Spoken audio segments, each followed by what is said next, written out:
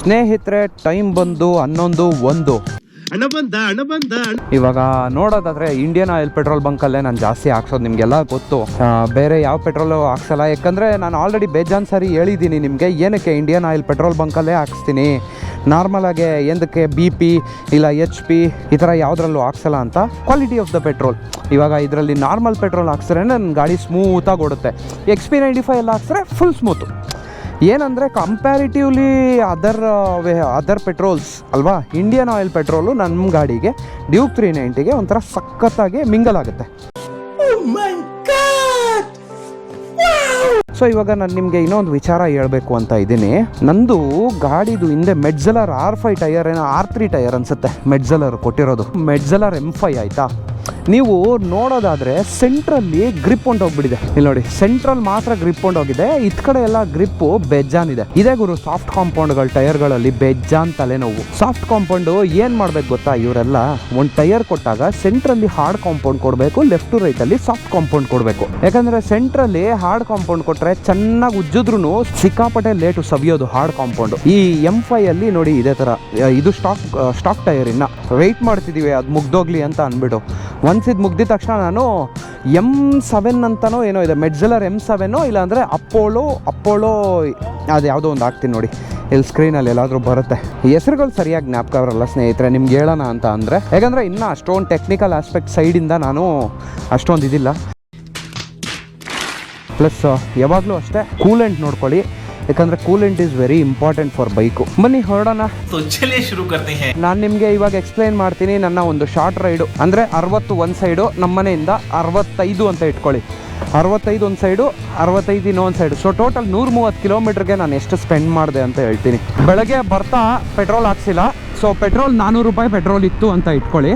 ಬರಬೇಕಾದ್ರೆ ಊಟ ನಾಷ್ಟ ಮಾಡಿದ್ದು 70 ರೂಪಾಯಿ. ಒಂದು ಟೀ ಒಂದು ಕಾಫಿ 70, 80, 90, 490.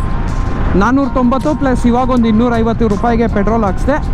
ಸೊ ಟೋಟಲ್ ಆಗಿ 1000 ರೂಪಾಯಿ ಒಳಗಡೆ ಬೆಂಗಳೂರಲ್ಲಿ ತಿರುಗಾಡಬೇಕು ಅಂತ ಅಂದರೆ ಒಂದು ಗಾಡಿ ಇಟ್ಟಿರೋರು ರಾಮನಗರಗೆ ಆರಾಮಾಗಿ ಬಂದು.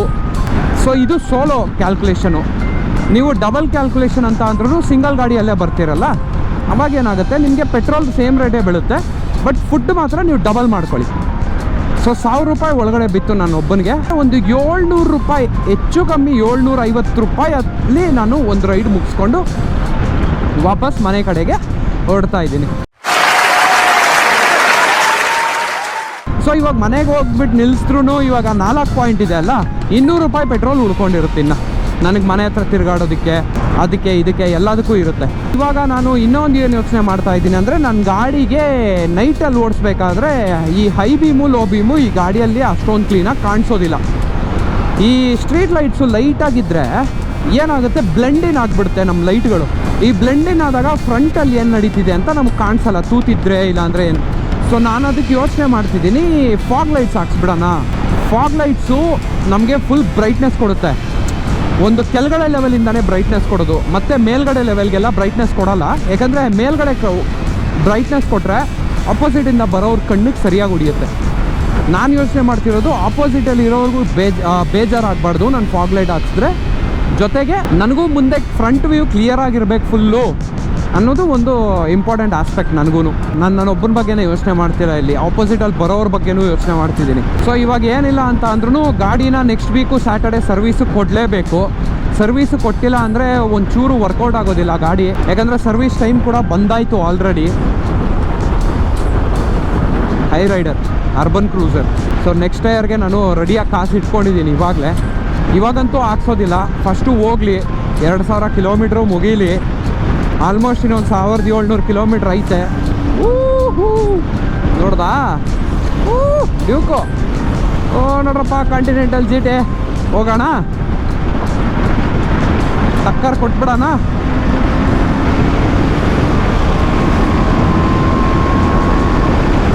Continental boys, here I come.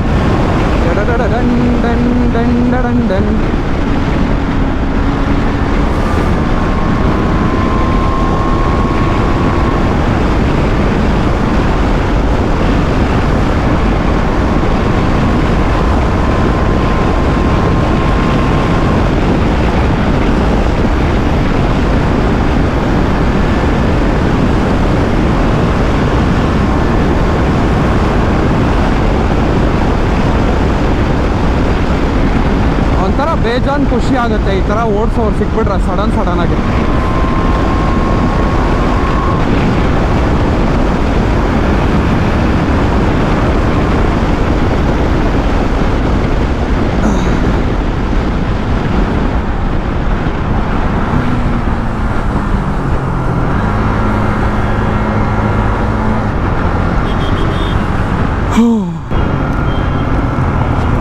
ಮಣ್ಣೆಗರ್ತು ನೋಡಿ, ಇದೆ ಮಡ್ ಫ್ಲಾಪ್ಸ್ ಹಾಕಿಲ್ಲ ಅಂತ ಅಂದರೆ ಮಣ್ಣೆಗಿರ್ಬಿಡುತ್ತೆ ಹಂಗೆ ರಪ್ ಅಂತ, ಬೈಕರ್ಗೆ ಹಂಗೆ ಆಗಿಬಿಡುತ್ತೆ.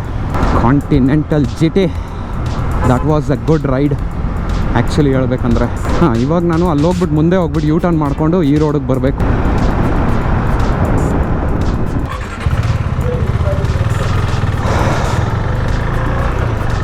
ಸಿಕ್ಕಾಪಟ್ಟೆ ಇಷ್ಟಪಟ್ಟೆ. ಅಯ್ಯೋ 1 ಸೆಕೆಂಡ್ ಹೆದರಿಕೆನೇ ಆಯಿತು ನನಗೆ, GoPro ಆಫ್ ಆಗೋಗ್ಬಿಡಿದ್ಯಾ ಅಂತ. ಬಿಡಿ, ಇನ್ನೂ ಬೇಜಾನ್ ಚಾರ್ಜಿಂಗ್ ಐತೆ, ಆರಾಮಾಗಿ ಮನೆವರೆಗೂ ಹೋಗ್ತದೆ. ಸರಿ ಬನ್ನಿ ಸ್ನೇಹಿತರೆ, ನೈಸ್ ರೋಡ್ ಹತ್ಕೊಂಡು ನಿಧಾನಕ್ಕೆ ಓಡಿಸ್ಬೇಕು, ಬೇರೆ ಆಪ್ಷನ್ನೇ ಇಲ್ಲ. ಫುಲ್ ಬಕ್ಸವ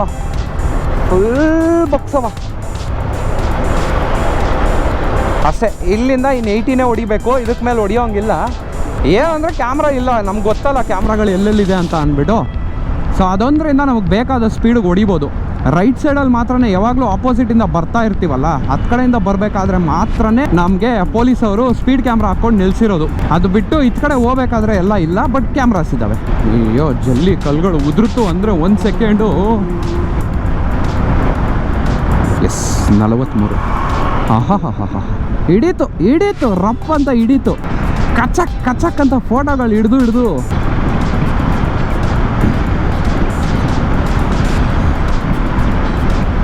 ನೋಡಿ, ರೋಡೆಲ್ಲ ಕೊರೆದು ಬಿಟ್ಟವ್ರೆ ನೈಸ್ ರೋಡಲ್ಲಿ.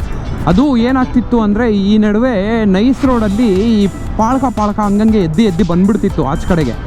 ಸಿಕ್ಕಾಪಟ್ಟೆ ನೋಡಿರ್ತೀರಲ್ಲ, ನಾನು ಬರಬೇಕಾದ್ರೆ ಎಲ್ಲ ಫುಲ್ಲು ಆ ರೀತಿ ಇಶ್ಯೂ ಆಗಿತ್ತು ಆಲ್ರೆಡಿ.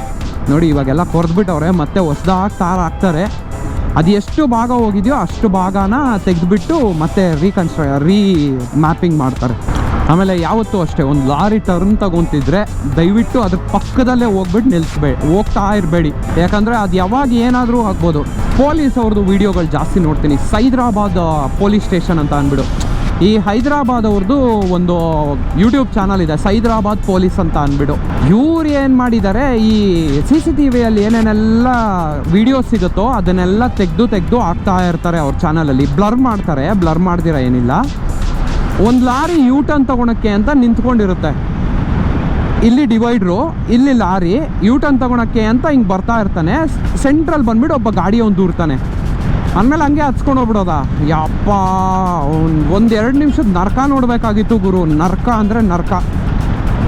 ಅದಕ್ಕೆ ಹೋಗ್ಬೇಕಾದ್ರೆ ಹುಷಾರಾಗಿ ನೋಡ್ಕೊಳ್ಳಿ ಮಾಡಿ ಅಂತ ನಾನು 1000 ಸರಿ ಹೇಳೋದು ಇದೊಂದೇ ಒಂದು ಕಾರಣಕ್ಕೆ.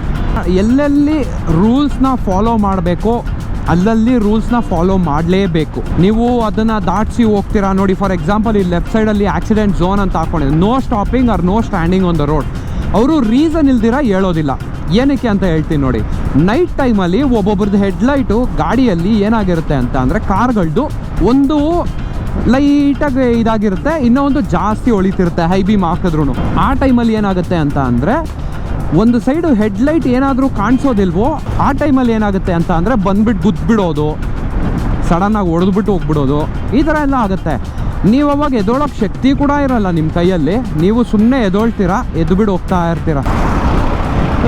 ಹಿಮಾಲಯನ್ ಅದು ಒಂಥರ ಕ್ರೇಜಿ ಗಾಡಿ ಗುರು. ಒಂದಿನ ರೆಂಟ್ ಮಾಡಿಕೊಂಡು ಹೋಗ್ಬಿಡ್ಬೇಕು ಎತ್ಕೊಂಡು ಗಾಡಿನ. ಇದಕ್ಕೆ ಹೋಗ್ಬೇಕು ಮಂಗಳೂರಿಗೆ ಆ ಗಾಡಿಯಲ್ಲಿ, ನನಗಂತೂ ಸಕ್ಕತ್ ಇಷ್ಟ. ಆ ಗಾಡಿ ತಗೊಂಡು ಅಡ್ವೆಂಚರ್ 390 ಬೇಡ ಬಿಡಿ, ಮತ್ತು ಇಂಜಿನ್ನು ಸಿಕ್ಕಾಪಟ್ಟೆ ಬಿಸಿ ಆಗುತ್ತೆ, ಆಮೇಲೆ ಅದೆಲ್ಲ ಆಗುತ್ತೆ, ಸ್ಪೀಡ್ ಹೊಡಿತೀವಿ, ಅದೆಲ್ಲ ಬೇಡ.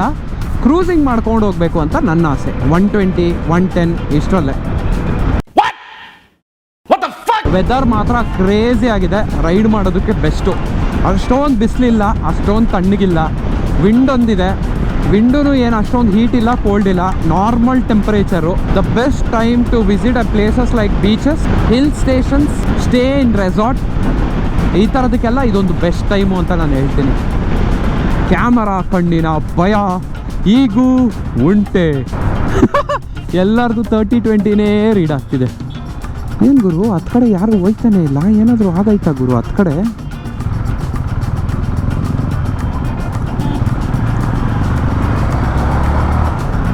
ಏನು ಇಲ್ವೇ? ಬ್ಯಾರಿಕೇಡ್ ಹಾಕಿದ್ದಾರೆ ಅಷ್ಟಕ್ಕೆ. ಓ ಹೌದಲ್ಲ, ಕರೆಕ್ಟು, ಬ್ಯಾರಿಕೇಡ್ ಹಾಕಿದ್ದಾರೆ ಆ್ಯಕ್ಚುಲಿ. ಏನಕ್ಕೆ ಬ್ಯಾರಿಕೇಡು ಅಂತ ಅಂದರೆ ಹತ್ತು ಕಡೆ ರೋಡ್ನೂ ರೆಡಿ ಮಾಡ್ತವ್ರೆ. ಬೆಳಗ್ಗೆ ಬರಬೇಕಾದ್ರೆ ನೋಟಿಸೇ ಮಾಡಿಲ್ಲ ನಾನು. ಕೇರಳ ಗಾಡಿ, ಬುಲೆಟ್ದು ಸೌಂಡ್ ನೋಡಿ, ಬಾರ್ಡರ್ ಬಾರ್ಡರ್ ಬಾರ್ಡರ್.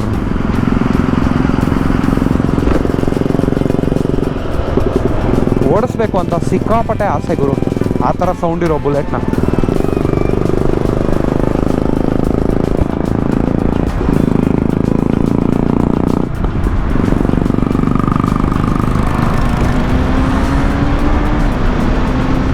ಸರಿ ಸ್ನೇಹಿತರೆ, ಸಿಗ್ತೀನಿ ನಾನು ನಿಮಗೆ ಮುಂದಿನ ವಿಡಿಯೋದಲ್ಲಿ. ಒಂದು ವೇಳೆ ನೀವೇನಾದರೂ ನನ್ನ ಚಾನಲಲ್ಲಿ ಹೊಸ ವ್ಯೂವರ್ ಆಗಿದ್ರೆ ಡೆಫಿನೆಟ್ ಆಗಿ ಸಬ್ಸ್ಕ್ರೈಬ್ ಮಾಡಿ. Thank you so much for watching. Bannerghatta ತಲುಪಿದ್ದಾಯಿತು ನಾವು. ಇನ್ನು ಇದಕ್ಕೆ ಮೇಲಿನ ತೋರಿಸೋ ಅಂಥದ್ದು ಏನಿಲ್ಲ, ಟ್ರಾಫಿಕ್ ಬಿಟ್ಟರೆ ನೀವು ನೋಡೋ ಅಂಥದ್ದು ಏನೂ ಇರೋದಿಲ್ಲ. ಸಿಗೋಣ ಮತ್ತೆ ನೆಕ್ಸ್ಟ್ ಎಪಿಸೋಡಲ್ಲಿ. Take care, have a nice day, love you all and bye bye.